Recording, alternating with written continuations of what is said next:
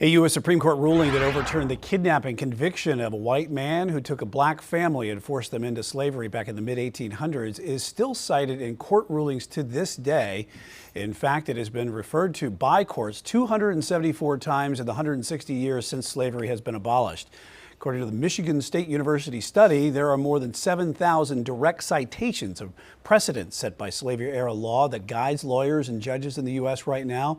The lead researcher of the study does not believe this is done intentionally.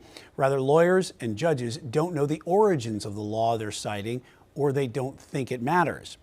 Chief Legal Analyst Khalif Rhodes joins us now. Talk about this. And the laws are mostly here used in the cases involving property, but how it is using these rulings as guidance, setting a pretty dangerous standard. It is setting a dangerous precedent, but this opens up so many different Pandora boxes. Let me start there. And so in law school, they talk to you about finding a case that's on point. A case that's on point meaning I have a set of facts. I want to find a case that has very, very similar facts. And if I can find a case that has similar facts to my case and it's saying something that the court did in my favor, I want to use those cases because I can use those as persuasive evidence to the court to say, hey, look at this case. They did this before. You should do this now. And the other side's trying to find a case that's similar facts, similar precedent, and they're saying, hey, courts have ruled against it. And then the court will make a determination of which set of cases they like, and they normally will make their determination. So if we have a history and we have a precedent of cases that talk about property, at some point in our history, you'll get to a point, a dark point in our history, where people in our country were considered property. And so there's no ifs, ands, or buts about it. And some folks are attempting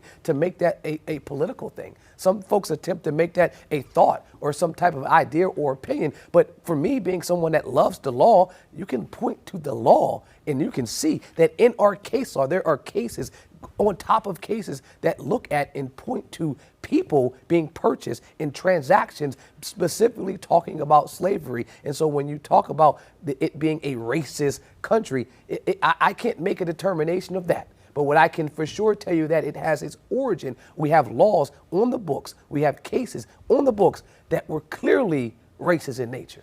So there's a lot of, I guess, the origins of the law, they're misrepresented when they're talking about it, when they're citing it back to these times. Kind of. And so that's the part what I'd say, even if the facts are there, right? If we're talking about property and the overarching idea is property, it's still okay to cite that. Is it okay for that event to happen? Not at all. But is it okay to cite that case law? Is it misleading to the court? Is it giving them proper guidance? It is. It's just at some point you could have probably found cases from the 90s, from the 80s, from the 70s to be able to cite as opposed to going back to the 18s. But the problem with that, and that's, again, the underlining nature of this problem, is if I cite a case from, say, 2001, my opposition is looking for a case from the 90s and saying, look, this case has a larger or better precedent. Obviously, you want the newer case, right?